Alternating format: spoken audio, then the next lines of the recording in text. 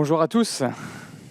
Bonjour à tous, un plaisir d'être là sur Amiens pour quelques jours et d'en profiter pour voir la belle famille, mais également pour profiter d'Amiens. Et j'ai vu que là, ce matin, ça y est, ils commençaient à démonter le marché de Noël. Vous avez vu? Si vous voulez faire de la luge, là, juste au-dessus, c'est trop tard pour cette année. Noël est bientôt fini, voilà, tout se calme, on retire les bougies, on retire les décorations de Noël progressivement. Voilà, vous allez pouvoir, il y a encore le nouvel an, mais ça y est, vous allez pouvoir reprendre une vie normale d'ici quelques jours. Et voilà, et on s'imagine aussi qu'à Noël, on l'a vu, hein, on met beaucoup dans la décoration, on met des musiques douces, on met des petites bougies, on met des petits flocons. Et voilà, et on a envie, on aimerait bien que Noël soit un peu plus calme. Mais le premier Noël, il a été tout sauf calme. Une catastrophe. Ça a été une catastrophe, tout sauf calme. Et je ne parle pas seulement du jour J, avec l'histoire bien connue de l'étable et de l'auberge pleine, tout ça. Mais je parle des mois qui ont suivi, des années qui ont suivi, quand la rumeur a commencé à se répandre qu'un nouveau roi venait de naître. Et quand une rumeur circule, que ce soit sur TikTok aujourd'hui ou à l'époque, peu importe, eh ben les gens réagissent différemment. Et on va voir ce matin que des personnes ont réagi très différemment face à cette rumeur de la naissance d'un nouveau roi. Il y a des personnes qui ont été dérangées, agacées, énervées.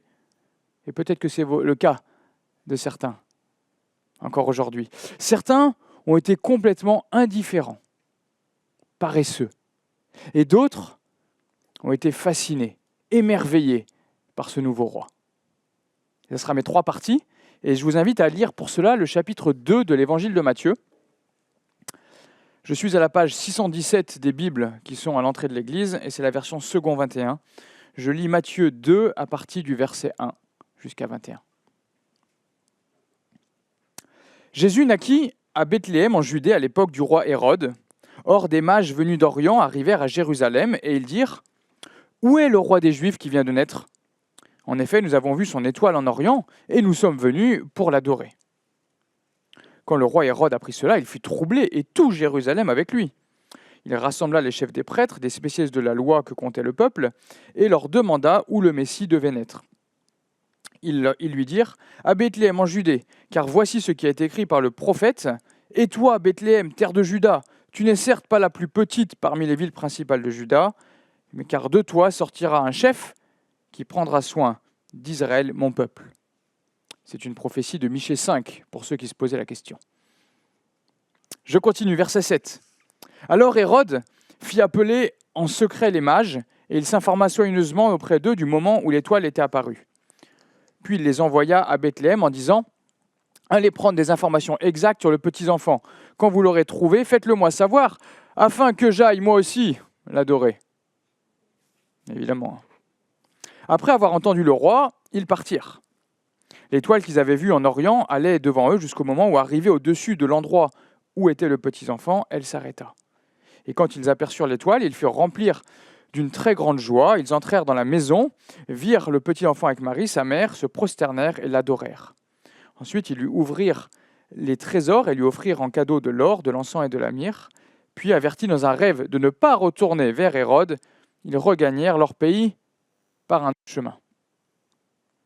Lorsqu'ils furent partis, un ange du Seigneur apparut dans un rêve à Joseph et dit « Lève-toi, prends le petit enfant et sa mère, fuis en Égypte et reste-y jusqu'à ce que je te parle, car Hérode va rechercher le petit enfant pour le faire mourir. » Joseph se leva, prit de nuit le petit enfant et sa mère se retira en Égypte. Il y resta jusqu'à la mort d'Hérode, afin que s'accomplisse ce que le Seigneur avait annoncé par le prophète « J'ai appelé mon fils à sortir d'Égypte. » Quand Hérode vit que les mages l'avaient trompé, il se mit dans une grande colère. Et il envoya tuer tous les enfants de 2 ans et en dessous qui étaient à Bethléem et dans tout son territoire, selon la date qui s'était fait préciser par les mages. Alors s'accomplit ce que le prophète Jérémie avait annoncé. On entendit des cris à Rama, des pleurs et des grandes lamentations. C'est Rachel qui pleure ses enfants. Elle n'a pas voulu être consolée parce qu'ils ne sont plus là. Je conclue le dernier verset. Après la mort d'Hérode, un ange du Seigneur apparut à Joseph dans un rêve à Joseph en Égypte et lui dit « Lève-toi, prends le petit enfant et sa mère et va dans le pays d'Israël, car ceux qui en voulaient à la vie du petit enfant sont morts. Joseph se leva, prit le petit enfant et sa mère et retourna dans le pays d'Israël. On s'arrête là pour ce chapitre 2. Pour ce chapitre 2, vous avez noté, en fait, Matthieu ne raconte même pas la naissance de Jésus. Matthieu 1 nous raconte ce qui se passe avant, l'annonce, et Matthieu 2, ça y est, on est propulsé dans la suite. Mais la suite, on n'est pas à J+2, J+3 comme nous là, à Noël.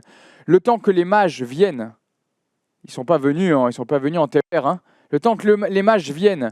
Et d'ailleurs, Hérode, il a fait tuer tous les enfants de moins de 2 ans. Donc là, on est probablement, le petit Jésus, il marche déjà peut-être. Hein. Voilà, on est dans la première année, voire les 2 premières années après le premier Noël. La naissance même, les évangiles sont assez sobres sur la naissance même, sur les détails de comment ça s'est passé. Et en tout cas, on voit que Hérode est en panique et qui cherche qui fait tuer tous les enfants de moins de 2 ans. Et ce n'est pas la première fois qu'Hérode panique et fait n'importe quoi. Et pour cela, je sais que vous en aviez rêvé, mais je vous invite à faire quelques minutes d'histoire de bon matin. Et je vous demande un peu d'attention, mais je me suis plongé là-dedans, j'ai trouvé ça très intéressant pour comprendre pourquoi Hérode a réagi de manière aussi violente. C'est en moins 60 que la Judée, que la Galilée et la Syrie se sont fait envahir par l'Empire romain. D'accord ? Moins 60.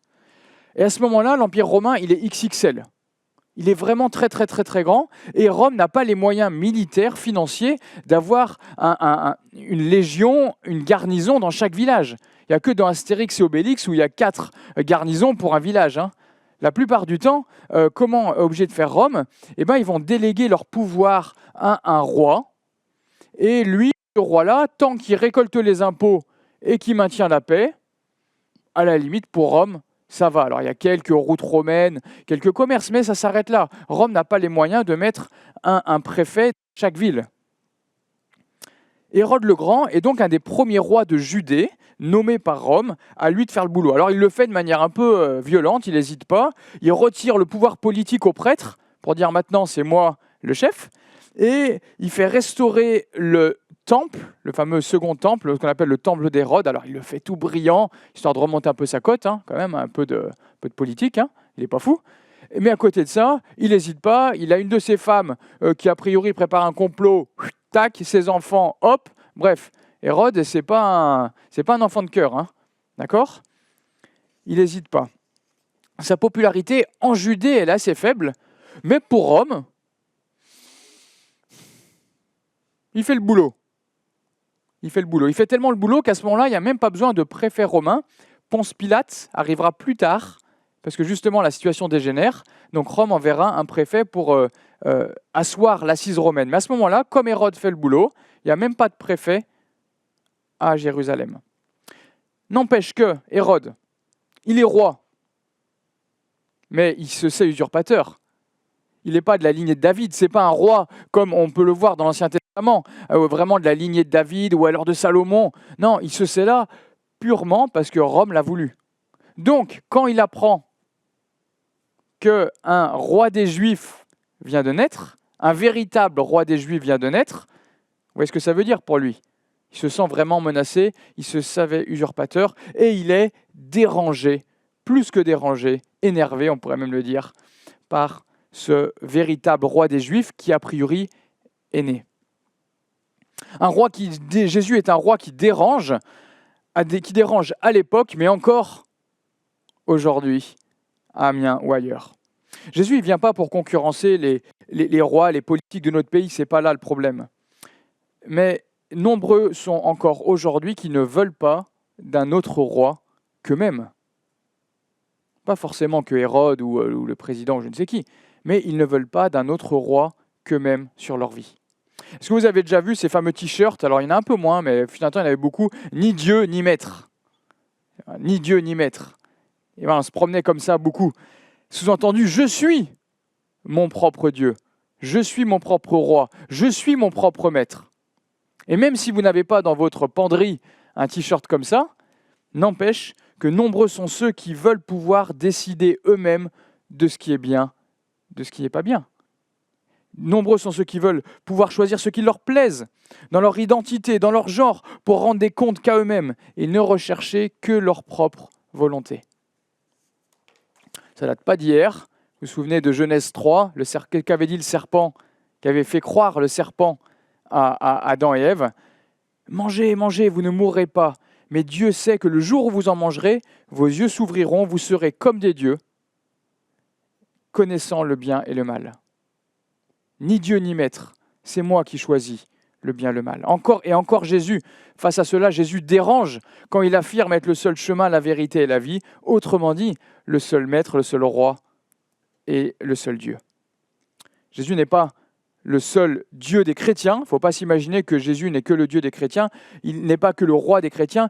Dieu règne sur toute la terre, sur les bons et les méchants.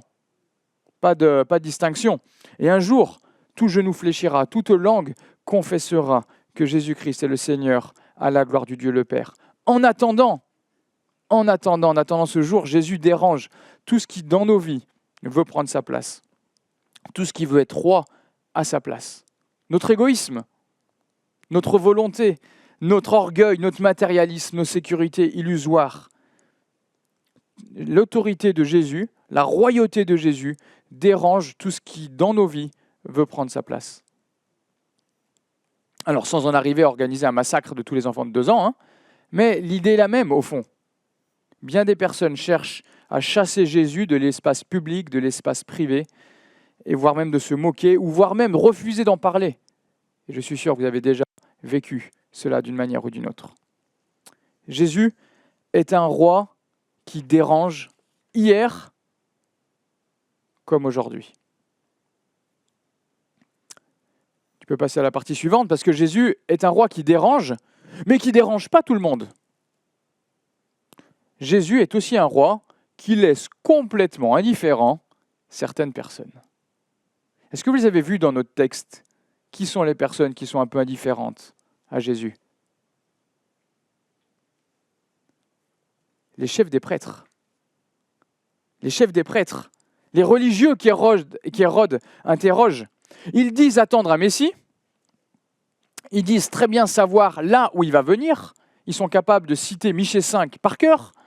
Je vous mets au défi de citer Michée 5 par cœur. Eux sont capables de le faire. Mais ils ne sont même pas prêts à faire les 8 petits kilomètres qui séparent Jérusalem de Bethléem. 8 kilomètres. C'est Plachy-Buyon. C'est rien, c'est 3 fois rien, c'est Longo. Vous voyez ce que je veux dire? Ils disent attendre un Messie et ils ne sont même pas foutus de faire 8 bornes à pied pour aller voir ce fameux Messie qu'ils disent attendre depuis des générations. Vous voyez l'incohérence complète? Les experts sont juste à côté, mais refusent de faire 8 kilomètres. C'est ridicule, dit comme ça. Encore aujourd'hui, il existe de nombreuses personnes qui savent plein de choses sur Dieu. Pas plein de choses, mais qui en savent suffisamment en tout cas. Des personnes qui connaissent des choses sur Noël. Des personnes qui connaissent des choses sur Jésus. Mais qui s'arrêtent là. Qui ne vont pas au bout de ce qu'elles ont compris ou ce qu'elles savent. C'est sympa votre truc là, c'est sympa votre église, c'est intéressant, mais voilà. Ou alors, oh là là, ça impliquerait trop de choses à changer dans ma vie. On verra ça demain, ou après-demain, ou plus tard. Trop de Français, trop d'Amiénois, trop de nos compatriotes savent des choses sur Dieu, sur Noël, sur toutes choses, mais ne veulent pas se mouiller, ne veulent pas aller plus loin. Alors c'est facile de parler de ceux qui sont dans la rue, mais on peut parler de nous aussi.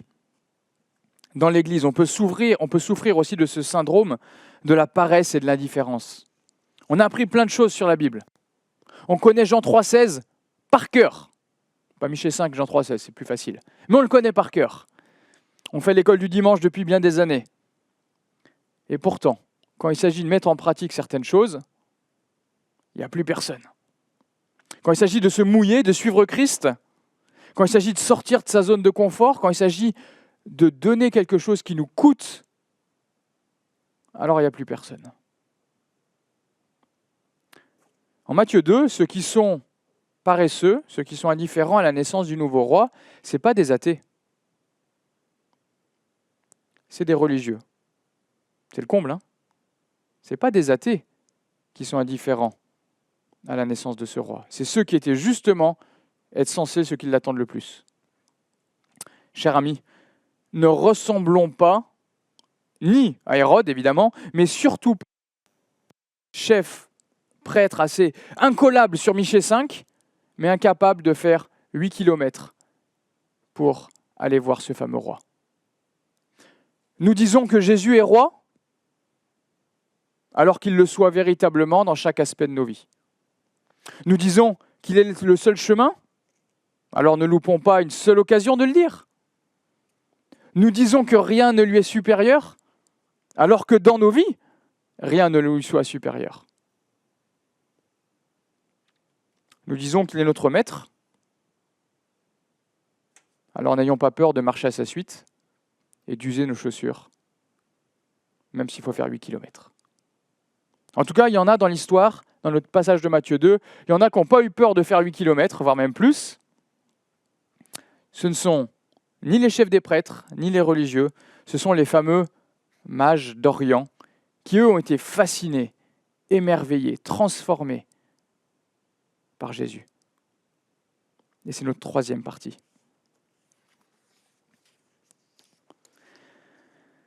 Les mages, ils sont originaires d'Orient. Alors à peu près, on imagine que ça se situe, voilà, la Jordanie, l'Irak, on ne sait pas exactement où, mais une chose qui est sûre, c'est qu'ils sont venus de loin.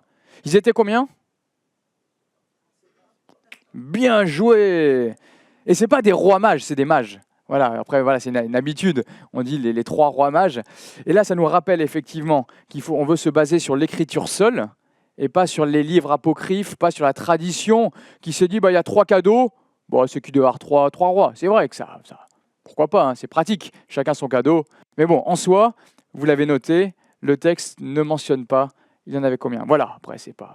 Peu importe, on va pas se battre là-dessus. En tout cas, il y a des mages, ils viennent de loin, d'Irak, de Jordanie, on ne sait pas. Mais pourquoi des personnes qui sont en Irak ou en Jordanie attendaient aussi un Messie et une étoile ?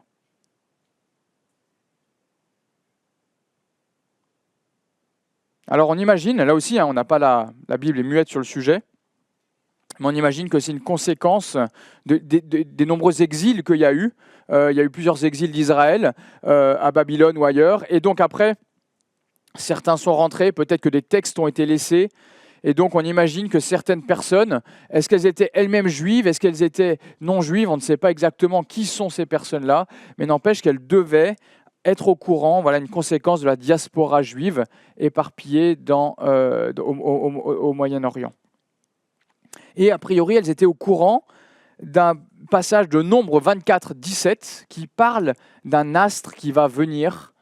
Et voilà, et on imagine que c'est pour que les mages ont fait le lien entre Nombre 24 et cette étoile qui est venue et qui se sont mis à suivre en direction de Bethléem. Nombre 24, 17, je le vois, ce n'est pas pour maintenant, je le contemple, un astre montre de Jacob, un sceptre surgit d'Israël. On imagine, alors j'en mettrai pas ma main coupée, on imagine que c'est avec cette prophétie-là qu'ils ont compris quand effectivement une étoile a commencé à pointer en direction de l'ouest pour eux. Ils n'ont pas hésité à faire des bornes, beaucoup de bornes, à l'inverse de l'élite juive qui était donc juste à côté et qui n'a pas voulu faire 8 bornes. Et une fois arrivés, ils ont compris que c'est à eux d'adorer Jésus, de lui offrir des cadeaux de valeur. Alors, vous l'avez vu, c'est de l'or, de l'encens, de la myrrhe. Est-ce qu'il faut y voir une valeur symbolique dans chacun de ces 3 ? Je ne sais pas. Certains le font. L'or, la royauté, la myrrhe, la divinité, l'encens, je ne sais plus. Bon, bref. Est-ce qu'il faut y voir une version symbolique ? Je ne sais pas. En tout cas, une chose qui est sûre, c'est que c'est des objets de valeur et qui viennent apporter eux-mêmes à Jésus. C'est Jésus le centre du monde et ce n'est pas nous le centre du monde. Ce n'est pas à Jésus de nous servir, c'est à nous de le servir. Ce n'est pas à Jésus de nous servir, de nous aider, de nous booster, de nous guérir, de nous coucouner, de résoudre nos problèmes de chauffe-eau et de voiture. C'est à nous de nous adorer. C'est à nous d'adorer Jésus. C'est à nous de nous prosterner. Et ça, les mages l'avaient compris. Alors Jésus, à ce moment-là, c'est encore un nourrisson, ou en tout cas un jeune enfant, peut-être en train d'apprendre à marcher. Mais peu importe, ils ont déjà compris que tout mage qu'ils sont, ils ne boxent pas dans la même catégorie que ce Jésus-là, qui est le roi des rois, le Seigneur des seigneurs. Et que voilà, ils veulent offrir donc des cadeaux de valeur. Nous voulons nous aussi offrir à Jésus ce qui est précieux dans nos vies et pas seulement ceux qu'on ne sait plus quoi faire. Les restes du frigo qu'on refile à Jésus, ou les restes de notre temps, de notre énergie, ou ce qu'on ne sait plus quoi faire, on le passe à Jésus. Non, nous voulons à Jésus donner ce qui est le plus précieux de notre temps, de notre énergie, de notre argent, de notre vie tout simplement, et pas seulement les miettes. Nous ne voulons ressembler ni à Hérode, nous ne voulons ressembler ni au chef des prêtres, incollables sur la théorie, mais paresseux de mettre en pratique ce qu'ils savent. Et dans un sens, nous voulons ressembler, ou nous voulons imiter, si j'ose dire, il ne faut pas faire une figure, mais vous l'avez compris, voilà, nous voulons faire pareil comme les mages, tout quitter pour venir et se laisser fasciner, se laisser émerveiller par Jésus, le véritable roi des rois. Les mages sont venus au pied de Jésus et sont repartis poursuivre leur vie, mais une vie radicalement transformée. Et encore aujourd'hui, quand on rencontre Christ, quand on découvre qui il est véritablement, alors on ne peut pas repartir indemne. On ne peut pas revenir par le même chemin par lequel on est venu. Et comme un symbole, les mages repartent par un autre chemin après avoir rencontré Christ. Il y a une question de sécurité, évidemment, vis-à-vis d'Hérode. Ils avaient bien compris, ils avaient été avertis du stratagème d'Hérode. Mais quand on rencontre Christ, on ne revient pas, on ne repart pas indemne. On ne revient pas de la même manière que l'on est venu face à lui, quand on a compris qui il est. Christ change la direction de nos vies. Il réoriente le but de nos vies. À tel point que les mages ont été prêts à désobéir à Hérode en ne repassant pas à Jérusalem. Ils ont mis leur vie en jeu. Vous avez vu, Hérode, c'est pas le bisounours. Hérode, il n'a pas hésité à tuer tous les enfants de moins de 2 ans. Donc, c'est-à-dire que eux, mages, tout mages qu'ils étaient, en désobéissant à l'ordre d'Hérode, ils mettaient leur vie en danger. Hérode, c'est une sorte de Staline. Voilà, si tu commences à pas être d'accord avec lui, s'il te dit de faire ça, tu le fais pas, je pense même pas que tu n'as même pas le droit à un procès. D'accord ? Donc, les mages ont, par amour, par adoration pour ce Jésus qu'ils avaient rencontré, ils ont été prêts même à mettre leur vie en péril, leur réputation en péril. Et ça nous renvoie à une question pour nous, évidemment. Qu'est-ce que nous sommes prêts à faire pour Jésus après l'avoir rencontré et compris qui il est ? Quelles limites a notre amour ? Et qu'est-ce que nous sommes prêts à risquer pour lui ? Notre réputation ? Nos relations, notre carrière ? Notre argent, notre temps libre, notre couple, nos loisirs, qu'est-ce que nous sommes prêts de mettre dans la balance pour Jésus ?